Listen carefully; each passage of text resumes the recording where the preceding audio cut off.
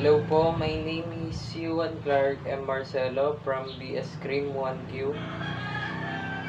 At nandito po ako para po interviewin ang aking lola all about martial law, nung mga panahon ng martial law. Sino pong presidente ng Panahon ng martial law. panahon ng martial law? Si Presidente Ferdinand Marcos. Siya ang nagbagsak ng martial law. Siya ang ng martial law. Dahil nung panahon yun, magulo na ang Pilipinas.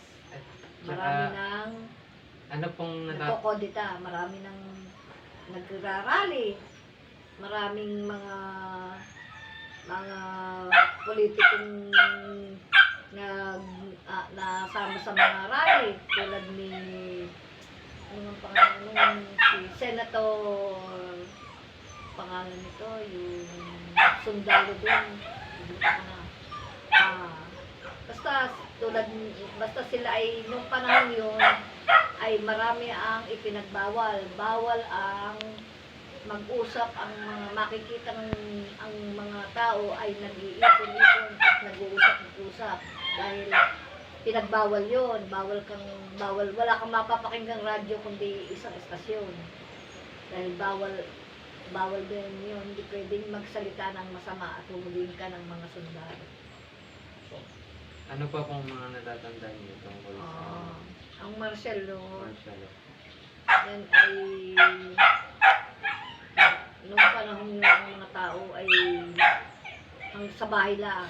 Wala silang kasi nung panahon yun ay ako'y nasa pae. Tatrabaho na ako nun eh. Kaya lang umuwi ako dahil lahat ng mga tao ay kailangan umuwi sa sari-sariling bahay para hindi sila magkalagalagan yan. Dahil marami pinagbawal noon, hindi ka pwedeng makapagpultungan sa labas ng bahay at dahil puhulihin ka, bawal magsalita ng laban sa gobyerno. Yun ang alam kong natatandaan ko.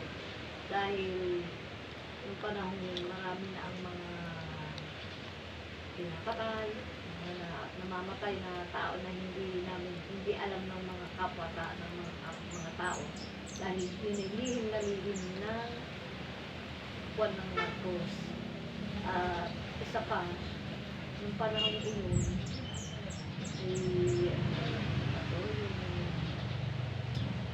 sa magulong Pilipinas eh. Kasi bata pa ako noon, 18 pa ako noon. Hindi ako nakikialam sa mga usaping pang-politiko. Pero narinig ko na yun, na basta ang alam ko bawal ang magsalita ng laban sa gobyerno ng Pilipinas. Hanggang sa noong tandaan niyo pa po nung kung anong date binagsak ang martial law? Oo, 1972. Alam ko. 1972 na. Parang August 25. Ay, February 25, 1972. Pagkakatanda ko. Ito, alam ko, basta alam ko 1972. Ilang taon po? Mag-graduate ko lang yun ng high school kasi. Ang martial law. Kasi si Marcos ay inabot ng higit na 21 taon na nandun na siguro. Bata pa nung sila Presidente Bongbong Marcos. Ibig sabihin po, nung habang si Marcos pa po ang president, patuloy pa rin po ang martial law? Oo, hindi talaga na alis agad yun. Pero nung lumaban na si Gringo, hunasan. Yan ang mga nagpuan yung mga yan, nag-rally. Lumaban sila sa gobyerno.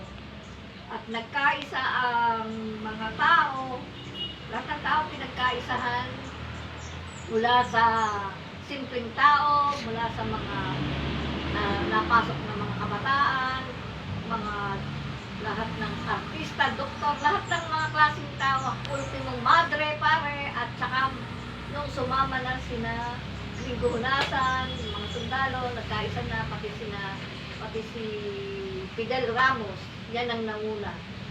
Sila ang nagpabagsak kay President Marcos, sila ang nagpatanggal at pinababa ang martial law. Yun, alam ko.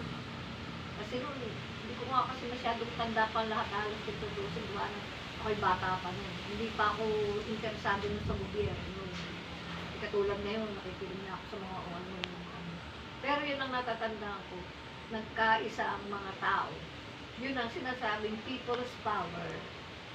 Noong August 25 yata, 26, kailan ang people's power? Yun. Noon, yun. 19, ano ba yun? 1990s. Matagal din ng ano, 1972, inabot na people's power. Hindi ko na matanda kasi. Tulad yan, siyempre, may edad na ako, hindi ko na maalala. Ano ba? Ayun lang naman po. Salamat po sa ating lola na si Lola Carmen.